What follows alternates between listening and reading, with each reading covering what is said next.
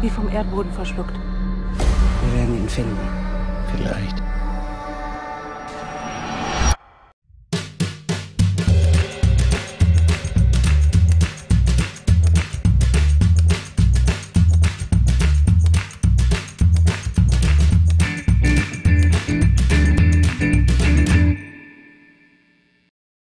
Halo guys, welcome back to Alpha Male bersama gue Akbar Emeraldi. Oke, hari ini gue bakal nge-review sebuah serial original Netflix berbahasa Jerman pertama yang bener-bener bikin gue excited banget dari mulai pertama kali gue nonton. Apalagi kalau bukan karya sutradara Baran Obodan, Dark. Oke, sesuai judulnya, Dark, serial yang bikin secara otak kusut. Dark ini serial yang benar-benar bikin bingung, penuh teka-teki, penuh misteri. Pokoknya segala definisi kebingungan itu ada di serial ini. Makanya khusus kali ini gue bakal ngebagi serial ini jadi dua. Untuk yang ini chapter pertama lah istilahnya. Mungkin gue bakal berusaha ngindarin spoiler sebisa mungkin. Kalaupun ada spoiler itu mungkin bukan spoiler yang terlalu gede. Terus untuk chapter kedua mungkin baru gue bakal semacam tanya jawab sama teman gue, sama Rija yang biasanya megangin lighting di sana. Dia katanya pengen tampil di frame, bang, gue pengen tampil di frame. Oke, gue turutin. Oke, itu bakal ada di chapter kedua. Gue sama dia bakal tanya jawab buat ngebahas putar Dark, sedikit memecahkan misteri yang ada di dalamnya lah. Sebenarnya sudah dipecahkan sih. Yaudah, intinya begini. Dark bersetting di sebuah kota kecil di Jerman bernama Winden, yang mayoritas penduduknya ekonominya terbantu berkat adanya PLTN di sana. Karena kota ini kecil, kebanyakan penduduknya saling mengenal baik satu sama lain. Pada kota kecil ini pula terjadi kasus hilangnya anak-anak dan remaja yang ternyata bukan pertama kali yang terjadi, tapi pernah terjadi sebelumnya pada 33 tahun yang lalu. Fokusnya sendiri ada di 4 keluarga, yaitu Van Walt, Nielsen, Dovler, dan Tiedemann. Dan pemeran utama kita adalah Jonas Kahwal, seorang remaja malang yang ketika baru kembali dari rumah sakit jiwa akibat syok atas kematian ayahnya, harus menerima kenyataan gebetannya direbut oleh sahabatnya sendiri. Ketika ia mencoba mencari tahu rahasia ayahnya serta menelusuri hilangnya Mikkel, adik dari Martha bekas gebetannya, ia menemukan sebuah anomali aneh pada sebuah gua yang mampu menghubungkan masa kini dengan 33 tahun masa lalu dan masa depan. Uniknya lagi, si Jonas ini berusaha menghindari Grandfather Paradox. Itu tuh sebenarnya gue kurang suka ide yang semacam ini. Misalkan gini, contohnya tuh Grandfather Paradox gini. Misalkan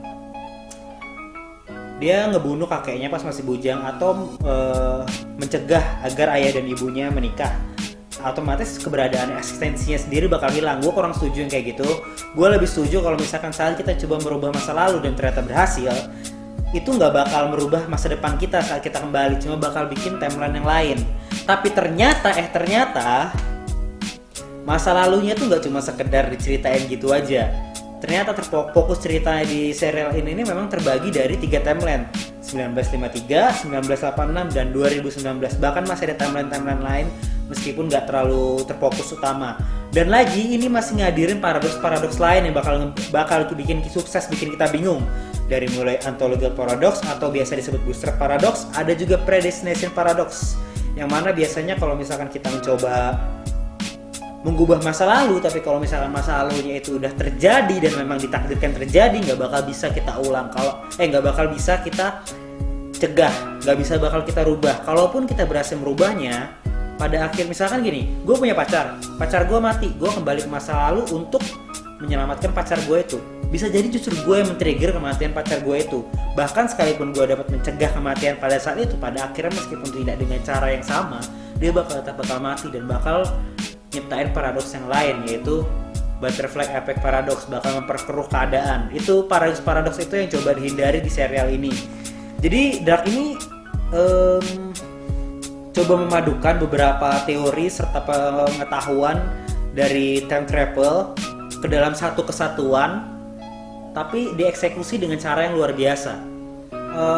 Sesuai judulnya, Dark, bener-bener ngasih suasana kelam dari mulai poster, intro, soundtrack, tune, bahkan settingnya pun kita bakal dihadirkan dengan suasana mendung dan hujan.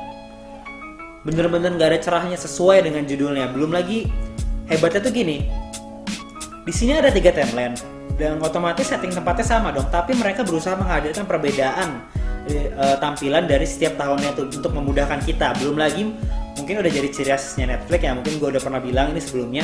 Netflix ini cenderung sering ngasih serial dengan cerita lambat. Mungkin sengaja kasih waktu ke penonton buat lebih mencerna ceritanya. Nah, Dark ini super duper lambat.